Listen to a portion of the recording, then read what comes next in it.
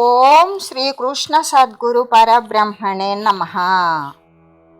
ఓం సచ్చిదానంద రూపాయ కృష్ణాయ క్లిష్టహారిణే నమో వేదాంత వేద్యాయ గురవే బుద్ధి సాక్షిణే. ఓం సశంఖ చక్రం సకిరీట కుండలం సపీత వస్త్రం సరసీరుహేక్షణం సహార వక్షస్థల కౌస్తుభశ్రియం నమామి విష్ణుం శిరసా చతుర్భుజం. శ్రీ మహాభాగవతం ద్వితీయ స్కందము. అయితే ఓ రామా, ఓ సుగుణాభిరామ, నీవు సూర్యవంశ సముద్రానికి చంద్రుని వంటి వాడవు, నీలమాఘశ్యాముడివి.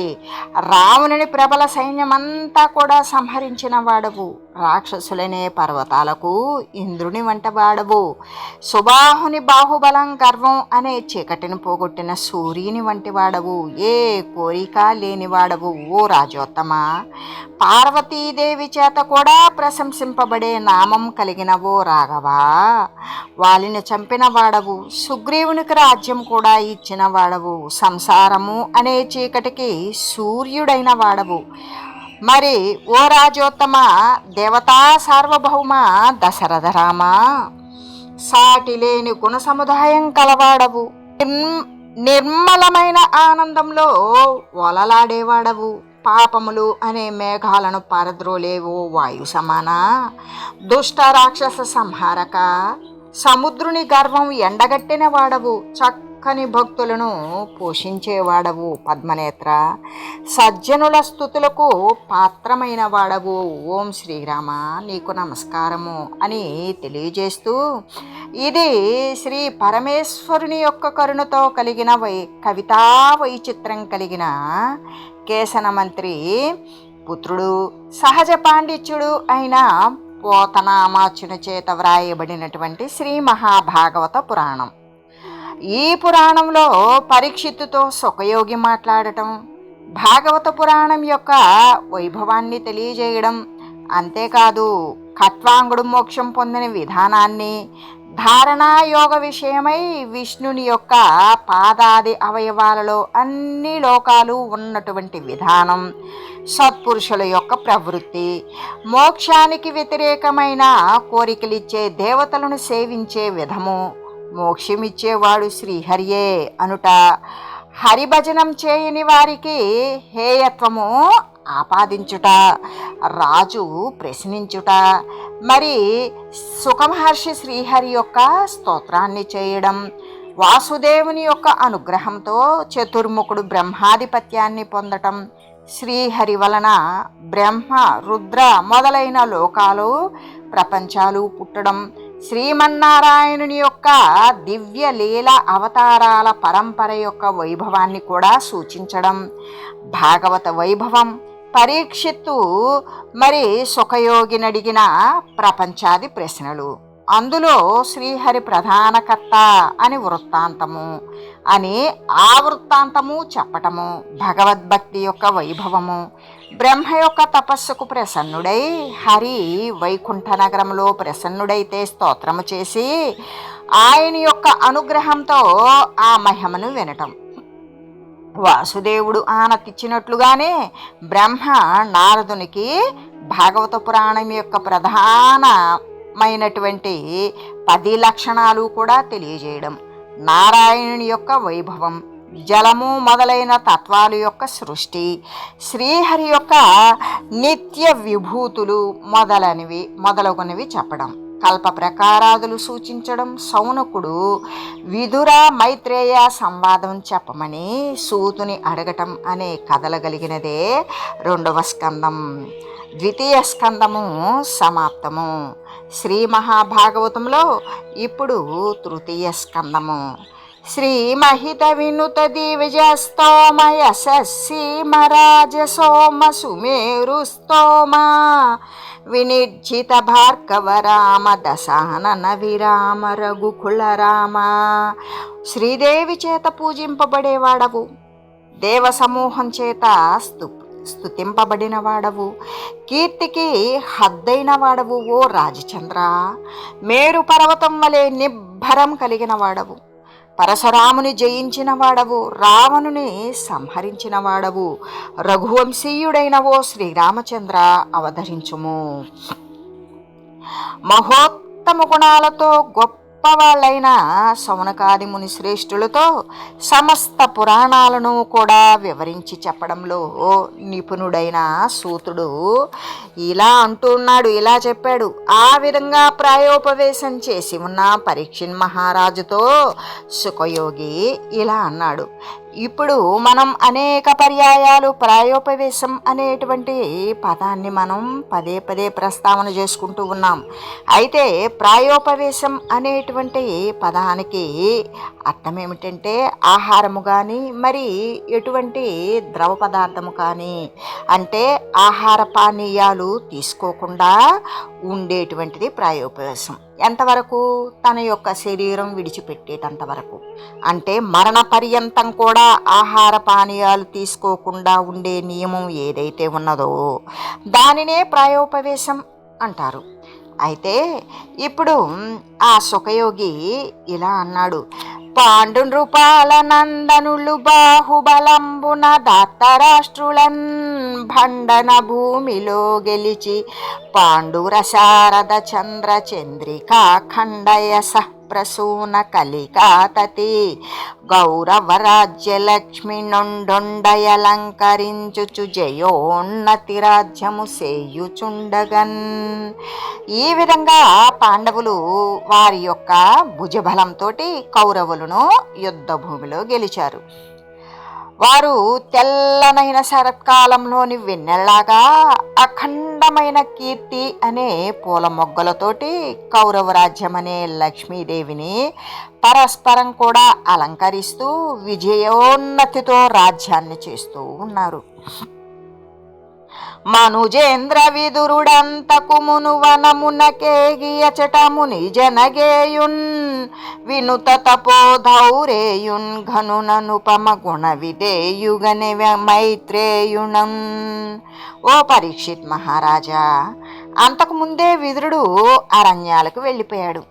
వెళ్ళి అక్కడ మునీంద్రుల చేత స్తుతులందేవాడు, ప్రశంసలందినటువంటి మహత్తరమైన తపస్సు చేసినవాడు, మహాత్ముడు, సాటి లేని ఉత్తమ గుణాలకు ఆశ్రయమైనటువంటి మైత్రేయ మహామునిని విదురుడు దర్శించాడు. కనుగొని తత్పాదంబులు ధనఫాలము శోకమ్రొక్కి తగనిట్లనియన్ మునివర సకల జగత్ పావన చరితుడు కృష్ణుడఖిల వంజుడెలమిన్. ఆ విదురుడు తన యొక్క నుదురు ఆ మైత్రేయ మహర్షి యొక్క పాదాలకు తగిలేటట్లుగా నమస్కారం చేసి ఆ మునితో ఇలా అన్నాడు. ఓ ముని శ్రేష్ఠ, సమస్త లోకాలను కూడా పవిత్రం చేసే చరిత్ర గలవాడవు. అందరికీ గలవాడైన అందరికీ నమస్కరింపదగిన శ్రీకృష్ణుడు సంతోషంగా ఉన్నాడా అని అడుగుతూ ఉన్నాడు. ఓ ముని శ్రేష్ఠ, సమస్త లోకాలను కూడా పవిత్రం చేసే చరిత్ర కలిగిన వాడు అందరికీ కూడా మరి అందరి చేత నమస్కరింపదగిన శ్రీకృష్ణుడు సంతోషంగా ఉన్నాడా అని అడిగాడు. అడగడం మాత్రమే కాకుండా మండిత తేజోనిధి అయి పాండవ హితమతిని ధూత భావంబున వేదండ పురిగేగి కురుకుల మండనుండగు దాత్తరాష్ట్రు మందిరమునకున్. అయితే తేజోనిధానమైన ఆయన పాండవుల యొక్క మేలుగోరి దూతగా పాండవులు పంపించగా హస్తినాపురానికి వెళ్ళాడు. అక్కడ దుర్యోధనుని భవనానికి ఏ విధంగా అంటే చనగనొల్లక మద్గృహంబునకు భక్త వశ్చలుండగు కృష్ణుండు వచ్చుటేమి కథము నాకది ఎరిగింపు కరుణతోడననుచు విదురుండు మైత్రేయున నడిగెననినా. అయితే పాండవుల యొక్క మేలుగోరి వారి యొక్క సూచన మేరకు మరి ఏ విధంగా వాళ్ళకి పాండవులకు హితం చేయడానికి ఇష్టపడి దూతగా హస్తినాపురానికి వెళ్ళినా అక్కడ దుర్యోధనుని యొక్క భవనానికి వెళ్ళడానికి ఇష్టం లేకపోయింది శ్రీకృష్ణునికి. భక్తవత్సలుడైన శ్రీకృష్ణుడు నా ఇంటికి రావడానికి కారణమేమిటో దయతలిచి చెప్పండి అని అడిగాడు విదురుడు మైత్రేయ మహామునిని. అది విని వెరగంది పరీక్షిన్ మనుజవరేణ్యుండు విమలమతి నిస్తంద్రున్ మునికుల జలనిధి చంద్రున్ సునిశిత హరిభక్తి సాంద్రు సుఖయోగీంద్రున్ కని ఇట్లనే మైత్రేయుని ననగుండగు విదురుడే రహస్యములడిగన్ ముని ఏమి చెప్పే నే పగిదీని దీర్ఘములాడే నెచట తిరుగుచునుండెన్ ఇన్ని తెలియంగా నానతి ఇచ్చి నన్ను నద్ది రక్షింపవే విమలాంతరంగా ఘనదయా పాంగ హరిపాద కమల భృంగ మహిత గుణ సంగ పాప తమ పతంగా. అది విన్న తర్వాత పరీక్షిత్తు ఆశ్చర్యపోయి అప్పుడు ఏమంటున్నాడు అంటే, శిథిలత్వమే ఎరుగునటువంటి అలసటే ఎరుగని నిర్మల మనస్కుడు, ముని సమూహమనే సముద్రానికి కూడా చంద్రుడు, మొక్కవోని హరిభక్తితో నిండిన ఆ సుఖయోగి శ్రేష్ఠును చూసి ఇలా అడుగుతున్నాడు పరీక్షిత్ మహారాజు, ఓ మహాత్మా, అప్పుడు పవిత్రుడైన విదురుడు మైత్రేయుని ఏ రహస్యాలు అడిగాడు? ముని ఆయనకు ఏమి చెప్పాడు? విదురుడు ఎలాగా తీర్థ స్నానాదులు చేశాడు? ఎక్కడెక్కడ సంచరించాడు? ఓ నిర్మలమైన మనస్సు కలిగిన వాడవు కాబట్టి, మహత్తర దయాపూర్ణమైన క్రీగంటి చూపులు కలవాడవు కాబట్టి, విష్ణుదేవుని పాదాలనే పద్మాల్లో తుమ్మిద అయిన వాడవు కాబట్టి, గొప్ప గుణ సంపద కలవాడవు కాబట్టి, పాపాలు అనే అంధకారానికి సూర్యుడువైనవో సుఖమునీంద్ర, నా ప్రశ్నలకు అన్నింటికీ సమాధానాలు దయచేసి తెలియజేయండి, నన్ను రక్షించండి అని ప్రార్థించాడు పరీక్షిత్ మహారాజు. అనవుడు బాదరాయణి ధరాదిపుతో నను బూరు వంశవర్ధన విను కష్టుడైన ధృతరాష్ట్రను పాలుడు పెంపుతో సుయోధనముఖ పుత్రులంగడు ముదంబున బెంచుచు బాండురాజు దప్పిన బిదపం దదాత్మజులు వెల్గురి తన్నని చేరవచ్చినన్ అని ఎప్పుడైతే పరీక్షిత్తు అడిగాడో అప్పుడు సుఖమునీంద్రుడు ఏమని చెప్తూ ఉన్నాడు రాజుతో అంటే, ఈ పూర్వవంశము అంటే కౌరవ వంశాన్ని పెంపొందించిన ఓ పరీక్షిత్ మహారాజా విను అని ఇలా చెప్పాడు. ధృతరాష్ట్ర మహారాజు దుర్యోధనాదులైన తన యొక్క పుత్రులను చాలా ఆనందంతో పెంచుకుంటూ ఉన్నాడు. ఇంతలో పాండురాజు మరణించిన తర్వాత ఆయన కుమారుడు పెద్ద తండ్రి వద్దకు వికల మనస్కులై బాధతో చేరవచ్చారు. అలా వచ్చిన ఆ పాండవుల మీద అసూయతో మునిగిపోయారు దుర్యోధనాదులు. ఆ అసూయలో మునిగి పెట్టిరి విషాన్న మంటం గట్టిరి ఘనపాసములను గంగా నదిలో నెట్టిరి రాజ్యము వెడలంగొట్టిరి ధర్మంబు విడిచి కుటిలాత్మకులై. ధర్మం వదిలి కుటిల బుద్ధితో పాండవులకు విషం కలిపిన అన్నం పెట్టారు. త్రాళ్లతో గట్టిగా కట్టివేసి గంగా నదిలోకి నెట్టారు. చివరకు కౌరవ రాజ్యం నుంచి కూడా వెళ్ళగొట్టారు. క్రూరాత్ములగుచు లాక్షాగారంబున వారు నిద్ర గైకొనియుండన్ దారుణ సికి దరిగొలిపిరి మారణ కర్మముల కప్రమత్తత వెలయన్. క్రూర బుద్ధులైన వారు ఈ సంహార కార్యాల్లో పరాకే లేకుండా లక్క ఇంట్లో పాండవులు నిద్రిస్తున్న సమయంలో ఆ భవనానికి భయంకరంగా నిప్పు పెట్టారు. సూరిజనగేయమగురాజసూయ యజ్ఞ విలసదవద్భృత సేక పవిత్రమైన ద్రౌపది చారువేణి భరంబు వట్టి కొలువులో పలికి చిరికుచ్చితమున పండితులు మెచ్చుకునే రాజసూయ యజ్ఞం తర్వాత అవబృధ స్నానముతో పవిత్రమైన ద్రౌపదీదేవి సుందరమైన కేశపాశాన్ని బట్టి చాలా నీచంగా ఆ ద్యోత సభలోకి ఆమెను ఈడ్చుకొని మరీ వచ్చారు. కావున వారల కపకృతిగా వింపనిదొకది నంబుగలుగదు, తమ జన్మావధి నిజనందనులను వావిరి నృపతి వలదనడయ్యన్. ఆ రీతిగా కౌరవులు తమ పుట్టిన నాటి నుండి కూడా పాండవులకు అపకారం చేయకుండా ఒక్క రోజు కూడా లేరు.